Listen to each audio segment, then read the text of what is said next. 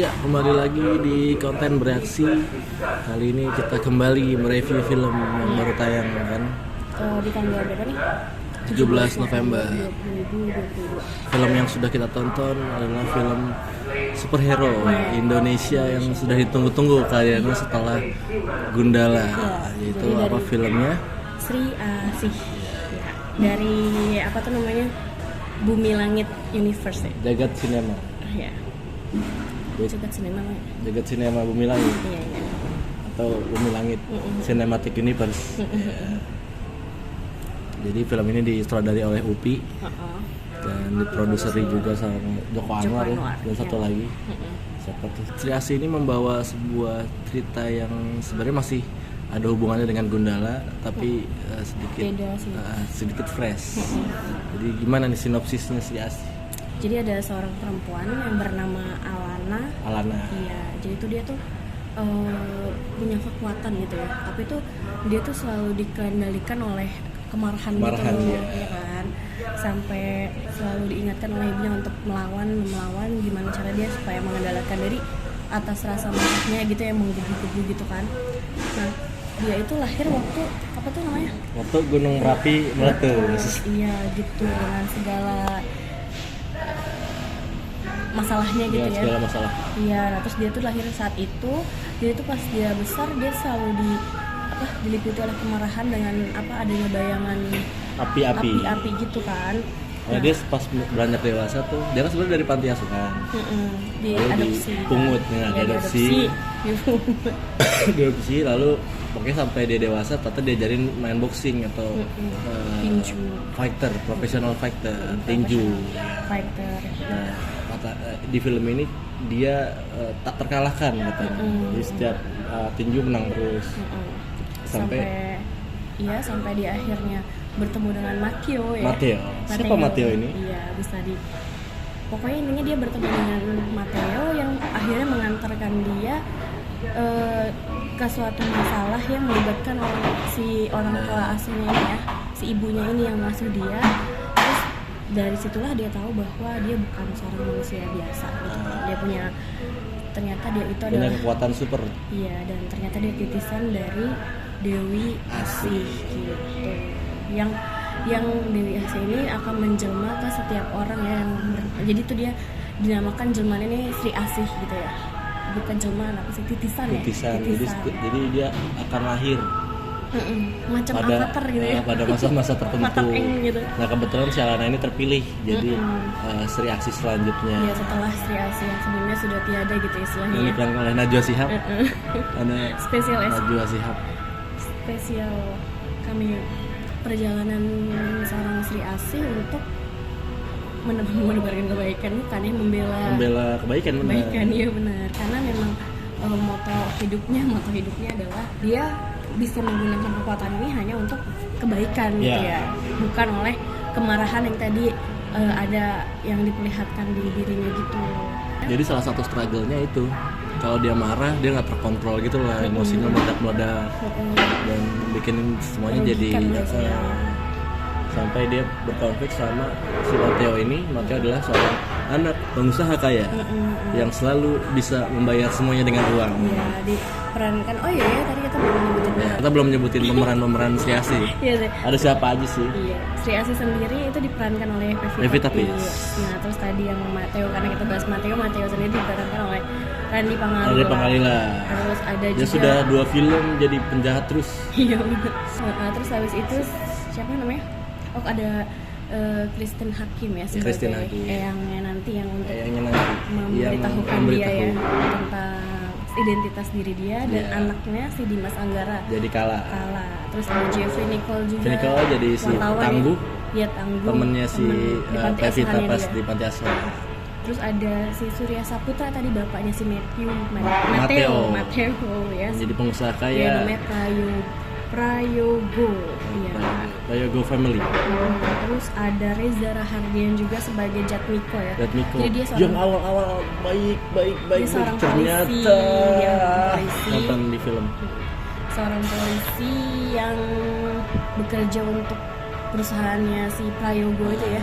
Tadi ya. Secara tidak langsung sih, kan sebenarnya yang kerjasamanya si kepalanya, atasannya, cuman dia kan jadi bawahan ikut-ikut aja gitu sampai akhirnya ya itu dia polisi miskin gitu lah ya. Dia polisi miskin, dikata-katain yang punya banyak yang selalu dipandang sebelah mata istilahnya. Dibilang sama orang yang di rusun tuh, saya kok jadi orang tua kamu, saya malu.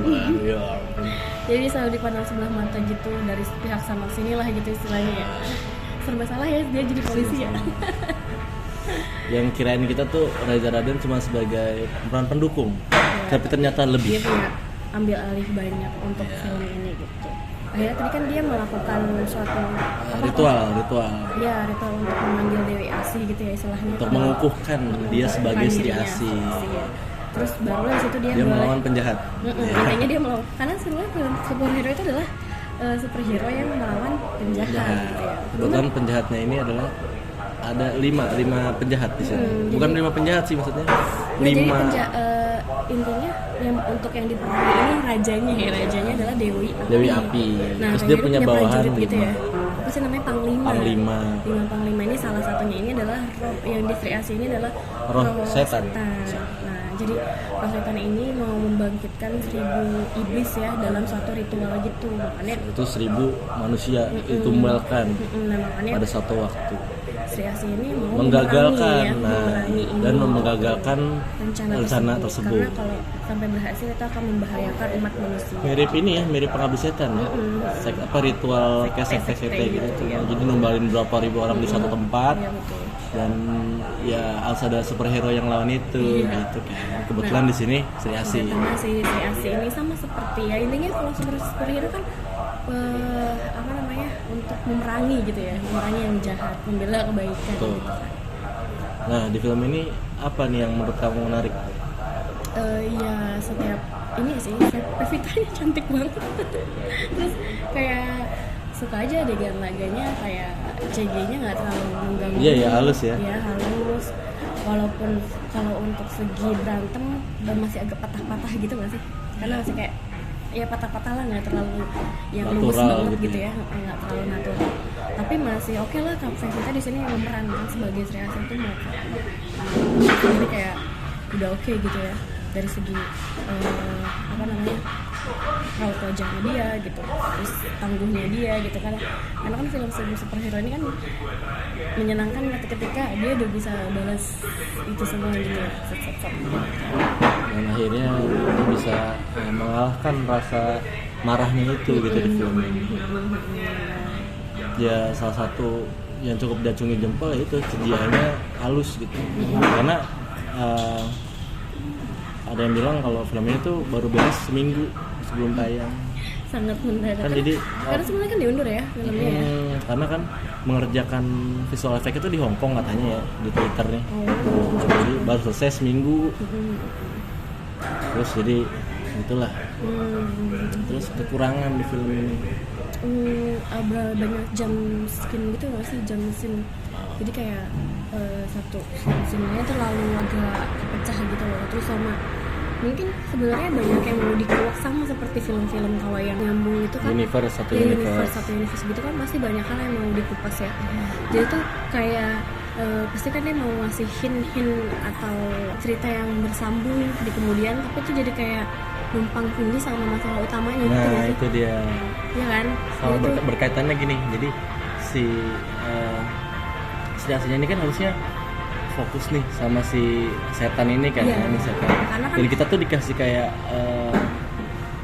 adegan yang mengabaikan gitu. Jadi maksudnya di bagian kayak si Prayogo dan keluarganya gitu tuh nggak ada hubungannya sama di ending. Iya, gitu. Kan terus kenapa dia ngelawan sih?